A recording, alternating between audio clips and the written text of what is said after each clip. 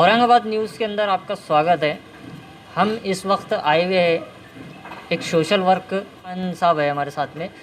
और जैसा कि नारेगांव की जो पानी को लेके मसले चढ़ रहे हैं और अभी नारेगांव बहुत सुर्खी में है सोशल मीडिया पे, हम सर से कुछ मुद्दों के ऊपर बात करेंगे। सर, सबसे पहले तो आपका औरंगाबाद न्यूज़ के अंदर आपका स्वागत है। जैसा कि नारेगांव के अंदर अभी पानी आने से रोड के ऊपर घरों में पानी घुसा, दीगर लोग परेशान हुए इसके अंदर, और देखा गया है कि आप भी जो है तो मदद के लिए गली गली घूमे। अभी देखा जा रहा है कि अभी एमआईएम पार्टी को लेकर जो गुस्से की लहर आ रही है, इसकी असल वजह क्या है सर? असल में मैं साहब का बड़ान हूँ, जैसा आपने पहले परिचय करा दी। आज तमाम जैसा आपने पूछा, मैं कि एमआईएम के अंदर जो आज जो औरंगाबाद शहर के अंदर जो चर्चा चल रही है, इसका क्या कारण है। साहब मैं पहले बता दूँ, सबसे पहले गलती हमारे विधानसभा के इलेक्शन में एमआईएम पार्टी की हुई है। इसके अंदर दो गट्स हुए हैं और दो गट की वजह से दो हमारे औरंगाबाद शहर के अंदर एमआईएम के आमदार जो है तो औरंगाबाद में जो तो हद से निकल चुके हैं। इसके कारण दो गट होने की वजह से और एक दूसरे के जो तगड़ा पकड़ के खींचने की वजह से हुआ है। मैं इसका साक्षात गवाह हूँ।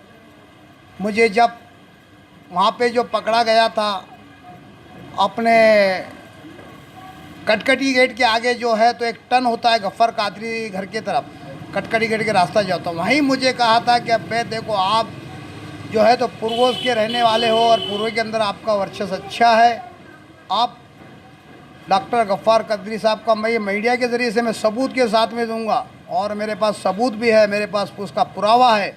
अगर से एमआईएम के लोगों ने मुझे रोककर कहा था कि देखो डॉक्टर गफ्फार कादरी साहब को आप वोट मत डालो, मैंने कहा कि क्योंकि अपने दो आमदार औरंगाबाद शहर के अंदर रहेंगे, बहुत अल्हम्दुलिल्लाह अच्छी बात रहेगी। तो इसका कारण जो है तो इनके आपस के अंदर गठबाजी होने के बुनियाद पर तो इसके अंदर जो भेदभाव हुआ है, और यही वजह है औरंगाबाद के अंदर जो चर्चा सुर्खियाँ में जो चढ़ रहा है, औरंगाबाद के अंदर जो एमआईएम की बदनामी हो रही है, एक दूसरे के तंगड़ियाँ पकड़ कर खींचने की वजह से हो रही है। मैं तो ये इल्ज़ाम लगाऊंगा एमआईएम के ऊपर कि भाई इसके आपस के अंदर जो है तो नाइत्तेफाकिया होने के बुनियाद पर एमआईएम का जो आज वर्चस्व ख़त्म हो रहा है नारे औरंगाबाद शहर के अंदर, तो इसके अंदर गठबाजी की वजह से। सर, ये भी देखने में आ रहा है कि अन्य पार्टी के अलावा एमआईएम को लोग ज़्यादा मदद की गुहार लगा रहे हैं। सबसे ज़्यादा एमआईएम कुछ मांग करते हैं कोई भी चीज़ की, इसकी वजह क्या है सर? ये बात अच्छी पूछी आपने कि भाई सारे यहाँ एक तो आबादी मुस्लिम आबादी है, एक मुस्लिम आबादी है। मुस्लिम आबादी होने के वजह इसकी ये वजह है कि एक हमारा नेता औरंगाबाद शहर के अंदर जो ऐसा उभरा हुआ नेता था, और उनको उम्मीद थी कि एक हमारा नेता जो हमारे काम आएगा, इसलिए जो है तो हार जो गुहार लगा रहे थे, बार बार लोग जो फ़ोन किए, यानी जो एमआईएम वालों से जो राब्ता कायम कर रहे थे, इसकी वही वजह थी कि हमारे मुसलमान के रहबर हमारी कौम के काम आएंगे और हमारी मुसीबत के सामने। पर लेकिन यहाँ के एमआईएम की पार्टी में जो है तो जिसी दिन जो हालात गुजरे यहाँ पे नारेगांव के अंदर, इन्होंने उसी दिन विजिट करना चाहिए था। अगर से आप नहीं कुछ दे सकते थे, लेकिन आपकी विजिट हो जाती तो औरंगाबाद के अंदर आपका जय जयकार हो जाता था। सर, ये भी देखने में आया है एक तरफा तो जब एमआईएम के कुछ कार्यकर्ता या लीडर अगर पहुंचते नहीं है तो पब्लिक ये कहती है कि एमआईएम के कोई पार्टी के लीडर ने आए हैं, मदद ने मिली है। और ये भी देखा गया है कि जिस तरीके से गफ्फार कादरी साहब कल आए थे और सर्वे करे। देखो भाई, यहाँ पे जो डॉक्टर गफ्फार कादरी की जो है यहाँ की आना हुआ, इसके अंदर तो राजकारण हुआ है। और मैं साफ अंदाज से कहूँगा, कुछ यहाँ के लोगों ने जो है तो उसके अंदर राजकारण की। इससे पहले मैं ये कहना चाहूँगा, आज ये महीना 2 महीने से 3 महीने से यहाँ के जो कुछ नेता उभर कर आ रहे हैं, कोई भी हो, बहुत अच्छी बात है। तुम्हारे दिल के अंदर तड़प है, कौम की हमदर्दी है, बहुत अच्छी। मेरे को खुशी महसूस होती है कि एक ईमान वाला या किसी भी जो मुसीबत में रहे, चाहे वो किसी धर्म का हो, या हिंदू हो या मुस्लिम हो या सिख हो, ईसाई हो या दलित हो या कोई भी हो, मुसीबत में अगर से तड़प होती है और उसको जो तो मुसीबत में काम आता है तो मेरे लिए बहुत फ़ख्र की बात है और मुझे गुमान भी होता है ऐसे लोगों के ऊपर जो मदद के लिए आगे आता है। लेकिन मैं ये सवाल करना चाहूँगा यहाँ के भी नेता से, बाज़ शहर के नेता से, लेकिन जब भी इलेक्शन आते हैं, लेकिन आज मैं एक बात कही दूँ, मैं 10 से 12 साल से नारेगांव के अंदर एक सोशल वर्कर करते आ रहा हूँ। हर मुसीबत में, हर दुर्दर्द के अंदर ये जो मेन रोड नज़र आ रहा है आपको, इससे पहले यानी आज से 8 साल पहले इसकी ऐसी हालत थी, ऐसे चलने के लायक नहीं था। मैंने इसके बारे में जो आवाज़ उठाई थी क्या भाई ये रोड बनना चाहिए। हमारे गोकुल मल के जब यहाँ पे जो नगर सेवक थे, गोकुल मल के साहब के पास भी हम गए थे, तो उन्होंने भी जो है तो इसकी नज़रअंदाजी की थी। लेकिन यहाँ पे जब मैंने हालात देखा कि हमारी माँ बहन यहाँ से चलती है, गाड़ी के ऊपर से चलती है, परेशानी होती है, दुख सुख है, ऐसे माँ बहन हमारी कोई हालात में होती है तो यहाँ पे इनको चलने के लिए दिक्कत होती है। तो मैंने मेरे बच्चे से कहा बेटा यहाँ जीसीबी ला के जो थोड़ा मुरम डाल के इसको रूलर घुमा दो। उसी दिन मैंने मेरे बच्चे ने जो तो रूलर मंगा कर ये रोड की दुरुस्ती की। उसी दिन दूसरे दिन हमारे गोकुल मल के साहब आए, आप क्या भाई हमारे पास शौकन आने को है, लेकिन उनके दिल में ख्याल आया कि हमारे अपोजिशन में कोई पार्टी उभर रही है यहाँ पे। लेकिन मैंने गोकुल मल के साहब को कहा कि मुझे सियासत का कोई शौक़ नहीं है, मैं कोई राजकारण में, मैं कोई नगर सेवक के लिए मैं खड़ा करना, मुझे खड़े रहना नहीं है। लेकिन मैंने यहाँ के कौम की जो है तो दूर तकलीफ़ देखा हूँ, इस बुनियाद पर मैंने इसको लेवल किया हूँ। फिर इसके बुनियाद पर हमारे गोकुल मल के साहब ने 8 ही दिन के अंदर जो है तो इसके जो है तो बजट पास किए, इसका एक टेंडर पास किए। कुछ करोड़ों रुपए का इसके अंदर 85, 80, 90 लाख रुपए का जो है तो उन्होंने फ़ौरन मंजूरी करके लेके आए। उनको यही लग रहा था कि अब हमारे पीछे जो तो शौकन आने वाली है, हमारे जो अपोजिशन में कोई लीडर खड़े होने वाला है, फ़ौरन जो है तो इन्होंने ये रोड का काम चालू किया। सर देखा गया है कि सोशल मीडिया के ऊपर कि आप जो है तो समाज को लेके हमेशा एक जागरूकता पैदा करते रहते हैं और मदद के लिए हमेशा खड़े रहते हैं। सोशल मीडिया के माध्यम से देखा गया है या अन्य को भी प्रॉब्लम हो, आप जो है तो सरकार से मांग करके आपके जो भी करते रहते हैं। तो फिल वक्त अभी नारेगांव का जो मसला है सर, तो इसको लेके आपने क्या काम करे? अभी मैं कल डेवोल्यूशन कमिश्नर हमारे फैज़ल खान साहब को लेके साथ में गया था, जो समाजवादी पार्टी के हैं। तो मैं तो बार बार कहते रहता हूँ कि मैं कोई पार्टी का नहीं हूँ। मैंने फैज़ल खान साहब को कहा और हमारे जो जावेद पटेल जो है तो पूर्व के जो अध्यक्ष है समाजवादी पार्टी के, उनको साथ में लिया। कुछ उनकी टीम साथ में थी, उनको टीम को लेकर जो है तो मैं अपने कमिश्नर जो है डिवीज़न कमिश्नर जो है वो ऑफिस पर हम पहुँचे और 1 लाख की हमने मांग की कि भाई जिसका भी जो नुकसान हुआ है, सरकार से हम ये अपील करते हैं, सरकार से ये उम्मीद रखते हैं, जिनका जो लाखों के तादाद में जिनके बकरियाँ, कुछ सामान यानी कुछ कपड़े, कुछ ज़वरात, कुछ पैसा, यानी हर चीज़ जो लोगों की बहकर गई है। और कुछ लोगों को जो है तो यानी खुद यहाँ पे विजिट देकर यानी किसी अपने अधिकारी को भेजकर इसका मुआयना करके इसका पंचनामा कर इनको 1-1 लाख रुपए की हमारे यानी फैज़ल खान के ज़रिए उनके नेतृत्व के अंदर समाजवादी पार्टी की टीम को लेकर मैं वहाँ पहुँचा और एक निवेदन दिया मुख्यमंत्री के नाम का कि ये हमको जो है तो यहाँ की मदद की ज़रूरत है, जबकि यहाँ से 5 से 6 करोड़ रुपये का जो है नारेगांव के अंदर नुकसान हो चुका है। अभी मैंने कल 10:24 को दानवे साहब को फ़ोन किया। आप दानवे साहब जो शिवसेना के हमारे आमदार है औरंगाबाद शहर के महानगर पालिका के, मैंने अल्हम्दुलिल्लाह उनको फ़ोन लगाया और उन्होंने बड़े अदब के साथ मेरे साथ में जो बात की, क्या साहिब खां साहब तुम्हारे लोग हमारे पास आते ही नहीं तो हम किस बुनियाद पर काम करें। मैं बोला साहब ये बात आपकी हक है, हमारे लोग आपके पास आते नहीं। अगर से आपके लोग हमारे पास आएंगे तो हम बिल्कुल आपको उम्मीद दिलाते हैं कि हम आपका 100% काम करेंगे। तो मैंने तकरीबन 5 से 6 मिनट जो है तो दानवे साहब से बात की। आप दानवे साहब नारेगांव को आइए, आपका यहाँ पे आना ज़रूरी है, ठीक है आप बुलाते तो हम ज़रूर आएंगे। अभी लेकिन उन्होंने कहा कि मैं बॉम्बे में हूँ मीटिंग के लिए। अभी भी मैंने एक आधा घंटा पहले उनको फ़ोन लगाया था, अभी मीटिंग में मुख्यमंत्री के। हालांकि देखो एक बात मैं कहना चाहूँगा, आज हमारे नेता जो नाराज़गी है, हमारे नेता हम अपने आप को हमारे नेता कहते हैं, एक दानवे, एक शिवसेना का आमदार, एक फ़ोन में इतनी बड़ी इम्पोर्टेंट मीटिंग होने के बावजूद भी मेरा उन्होंने एक फ़ोन रिसीव किया और मैंने बात कही कि साहब खान साहब मैं एक आपको बाद में मीटिंग ख़त्म होने के बाद मैं खुद को फ़ोन करता हूँ, लेकिन हमारे नेता को हम बार बार फ़ोन लगाते हैं, कभी हमको फ़ोन का जवाब नहीं मिला, कभी मैसेज डाल देते हैं तो कभी कुछ होता है, कभी 8 दिन के बाद उसका जवाब आता है। ये हमारे नेता का हाल है। एक शिवसेना का नेता तो फिर हम उम्मीद करें तो किससे करें, जब हमारे नेता हम जब उसी वक्त फ़ोन लगाते हैं जब यानी कौम के ऊपर कोई मुसीबत आती है। हमको यानी बार बार आपको शौक़ नहीं है कि भाई हम आपको बार बार फ़ोन लगाए, जब भी मुसलमानों के ऊपर हालात आते हैं उसी वक्त हम फ़ोन करते हैं। लेकिन हमने जिसको रहबर माना, जिसको नेता चुना था, वो हमारे फिर रिसीव नहीं करते हैं। हमने कई बार ऐसा आजमाया है, मैसेज डाल के कहा थे कि हम बाद में फ़ोन लगाएंगे, लेकिन बाद में उसमें रिप्लाई नहीं आती है। फिर हम फ़ोन लगाते, फिर नहीं उठाते, फिर फ़ोन लगाते, बोला हाँ बताओ साहब खान साहब क्या काम है।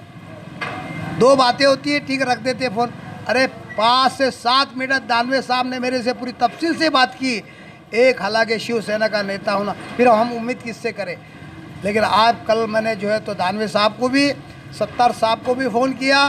सत्तार साहब भी आने वाले हैं और दानवे साहब भी नारेगांव के अंदर आने वाले हैं। और उनका जो मैंने उनको कहा कि भाई यहाँ के जो गरीबों का नुकसान हुआ है, जो लाखों के तादाद में नुकसान हुआ है, आप यानी कलेक्टर से बात करके, तहसीलदार से बात करके, तलाटी से बात करके इनका मुआयना करा के इनकी पंचनामा कराकर इनकी मदद करेंगे। तो दानवे साहब ने भी, सत्तार सेठ ने भी मुझे 100% आश्वासन दिलाया है। साहब खान साहब हम वादा करते हैं आपसे, आप पूरी जितना आपका नुकसान हुआ है हम यानी शासन प्रशासन से आपको जो है तो इसको पूरा दिलाने का हम बिल्कुल वादा करते हैं। मेरे फ़ोन के ऊपर यानी उन्होंने जो बात कही है वो भी आज मौजूद है। कहा कि हम बिल्कुल आपका काम करने के लिए तैयार है। सबसे पहले तुम हमारे पास आओ तो सही, हम काम करते या ना करते। मुझे बहुत अच्छा लगा दानवे साहब से बात करने को। सब सत्तार साहब से भी बात की, सत्तार साहब ने भी हमको आश्वासन दिलाया 100% हम जो है तो आपकी मदद करने की कोशिश करेंगे। 2 दिन का उन्होंने इंटीमेटन लिया मेरे से। 2 दिन के अंदर अभी हम बॉम्बे के अंदर है, हमारी स्पेशल मीटिंग चालू है। वो मीटिंग जैसी ख़त्म होंगी अब हम आपको टाइम दे देंगे। इसलिए दानवे साहब भी औरंगा अपने नारेगांव के अंदर आने वाले हैं और अल्हम्दुलिल्लाह जो भी समस्या के बारे में होंगी, अरे मुझे उम्मीद है दानवे साहब से, सत्तार साहब से, जो यहाँ का जो नुकसान हुआ है, जो लाखों की तादाद में नुकसान हुआ है। लेकिन आज हमारे नेता शोर शराबा करके जो है तो ये मांग अलग कर रहे हैं, यानी कारपोरेशन के इधर जाके इधर दिन में ये सियासत नहीं होता साहब। यानी काम कागज़ के ज़रिए से, बड़े से बड़े के नेता के ज़रिए से उनके बात उनके सामने रखो, उनके बात समझ में आएंगी। वो भी नेता हमारा काम करने के लिए तैयार है। अल्हम्दुलिल्लाह हम दानवे साहब से भी, सत्तार साहब से भी उम्मीद रखते हैं जो नारेगांव का जो समस्या और जो उनके मसले मसाइल है, जो भी यहाँ ने नारेगांव के अंदर, जनता से भी मैं अपील करता हूँ। मैं एक वीडियो बनाकर भेजूँगा, जिस दिन दानवे साहब आए उस दिन पर्चे यानी एक लाउड स्पीकर लगा के जो है तो पूरे नारेगांव के अंदर ऐलान करूँगा कि दानवे साहब और सत्तार साहब यहाँ पे आने वाले हैं। आप नारेगांव के लोगों जो है तो उनकी समस्या उनके सामने बात रख के, जो भी नुकसान हुआ आपकी सोशल मीडिया के ज़रिए से भी मैं बताना चाह रहा हूँ नारेगांव को, क्योंकि सत्तार साहब भी आने वाले हैं, दानवे साहब भी आने वाले हैं। आपके जो भी मसले मसाइल होंगे, आज जो सत्ताधारी पार्टी है, आज जो है तो सरकार उनकी है। अल्हम्दुलिल्लाह उम्मीद है सरकार होने के बुनियाद पर ये हमारा काम ज़रूर करेंगे और हम भी उम्मीद करते हैं इंशाअल्लाह। सत्तार साहब से भी उम्मीद लगाते हैं और दानवे साहब से भी, वो चाहे तो इंशाअल्लाह जो है तो यहाँ की गरीबों की मदद करेंगे।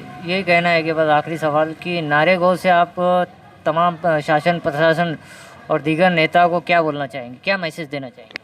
साहब अगर से वाकई में जो है हमारा हिंदुस्तान है, हमारा संविधान है, हमारा हक है, जब भी जो है तो यानी बीमारी की हालत में हों दो, यानी दुख दर्द के हालात में हों दो, यानी किसी के ज़रिए से एक आदमी के ऊपर मुसीबत आती है, यानी वो मरने के कंगाल में भी होता है, उसको बीमारी भी आती है, अरे वो गरीब है तो सरकार का अधिकार है उसका पूरे अखराजात, ये एक हमारा संविधान बता रहा है। हमारा जो है यहाँ का जो तो हिंदुस्तान का कानून का एक नियम है, अगर से वो मुसीबत में है, उसके पास पैसा नहीं है, बड़े से बीमारी के अंदर मुब्तला है, ये सरकार की जो है तो ये जिम्मेदारी पहुँचती है हर उसकी मुसीबत का जो है तो उसका साथ दे, उसकी मदद करे। लेकिन हम भी आज प्रशासन से ये उम्मीद करते हैं जो मुसीबत यानी जो हालात आए हैं यहाँ पे लोगों के अंदर, जो इनके नुकसान है, प्रशासन ने आगे बढ़कर जो हिस्सा लेकर इनकी मदद करना चाहिए। जैसे हमने 1 लाख रुपए की मदद मांगी है, 1-1 लाख रुपए जो है तो यहाँ को इनको मुआवजा मिलना चाहिए।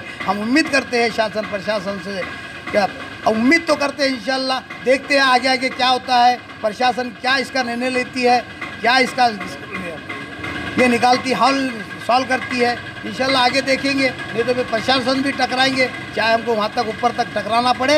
इंशाल्लाह हम जो है तो कौम के साथ में ज़रूर उनके हक दिलाने का जो है तो नारेगांव का जो नुकसान हुआ हमसे ईंट की ईंट बजा देंगे, लेकिन वो भी कायदे के दायरे के अंदर, ऐसा शोर शराबा कर नहीं, कायदे से कलम से करेंगे। कलम जो कायदा हम जानते हैं कायदे से करेंगे, यानी चिल्ला पुकार नहीं करेंगे, शोर शराबा नहीं करेंगे, यानी भाई लोगों को नाटक गिरी नहीं करेंगे, लोगों को नाटक करके नहीं बताएंगे। लेकिन हमने आज भी जो भी काम करे आज तक नारेगांव के अंदर 12 साल से अल्हम्दुलिल्लाह, लेकिन हमने बंद मुट्ठी में किए, लेकिन आज भी जो काम करेंगे हम कलम से करेंगे, कायदे से करेंगे और कायदे में रह के करेंगे इंशाल्लाह। लेकिन प्रशासन को सबक सिखाएंगे। जो मसला हुआ नारेगांव का कि नाले की दीवारों को लेकर आपने निवेदन दिए और पुल के लिए भी निवेदन दिया आपने, अगर ये मांगनी आपकी प्रशासन अगर पूरी नहीं करती तो आगे आपकी वर्किंग क्या रहेगी सर? पहली बात तो मैंने एक पुल नहीं, ये 4 पुल का दिया हूँ, 4 पुल का एक निवेदन दिया हूँ। और पुल का निवेदन नहीं दिया हूँ मैंने, इसको ब्रिज का निवेदन दिया हूँ। क्या पे हमको ब्रिज की शक्ल के अंदर से बड़े बड़े जो होते कालम होते हैं, लंबे कालम होते हैं, या पाइप की मैंने जो निवेदन दिया हूँ, ये हमको ब्रिज की मैंने मांग करा हूँ, इसका निवेदन दिया हूँ। अगर से ये निवेदन यहाँ पास नहीं होता है, मैं मुख्यमंत्री तक पहुँचने की कोशिश करूँगा। वहाँ से यानी हमारे माननीय मुख्यमंत्री जी उद्धव ठाकरे जी, वहाँ से पूरी यहाँ का जो है तो बजट लाने की कोशिश करूँगा।